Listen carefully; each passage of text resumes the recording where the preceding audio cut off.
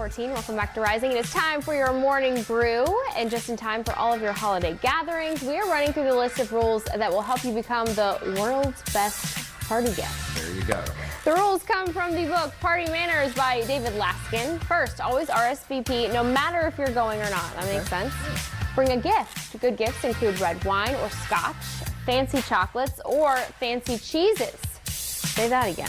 All right. Never arrive early. Being late is also bad, but it's even worse to show up 30 minutes early because it can stress out the host. Have you ever had this happen to you? I would say stand outside. I ain't ready yet. Yeah, I Sorry. know. It's just so stressful when people do this. Usually if I'm hosting the last 30 minutes before, I'm just now getting in the shower. I'm just getting ready. Yeah, like let me put the finishing touches on everything. Like I don't even have my hair dried yet. Yes. All right, next, mingle. If the host isn't around to introduce you to people, it's perfectly acceptable to do it yourself. Next, leave at the right time. This is an important one, especially if your host has run out of booze, is yawning, continues to look at their watch, or is bickering in the kitchen with their spouse.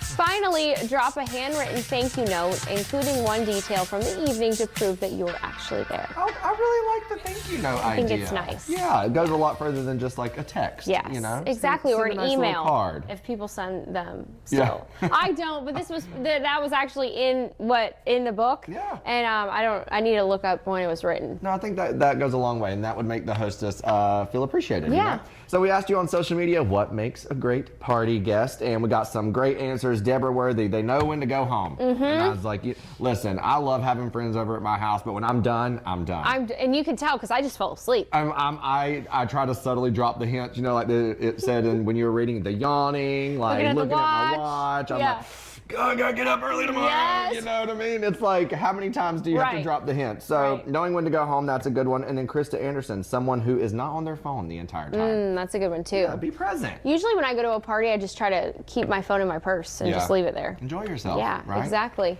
For me, it is showing up empty-handed. Oh, same. And my thing is like Now, I went to a friend's house this weekend, and before I got there, I was like, hey, I'm bringing, this stuff. And they were like, we're good. We have plenty of stuff here. We're not even going to be here that long, so don't worry about it. You know, just pop by, and then we'll leave from here. I was like, okay, that's fine.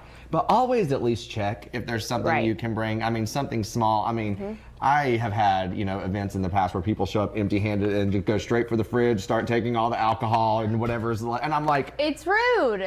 I'm glad that we were able to supply you a good weekend. You know what I mean? Exactly. No, I get it. And especially this time of year when you're spending so much money, it's nice to have people who will either BYOB or just bring something for you to let you know that they're thinking of you. Or at least offer. Yeah, I'm with you. That was mine. Really? Just bring something. Just bring something. Anything. Not that your presence isn't a gift in itself, but we could use a little more at times. Yes, exactly. All right, your time right now is 8:17. We do have to toss things over to meteorologist James Scott for a look at your weather-wise forecast. Good day to maybe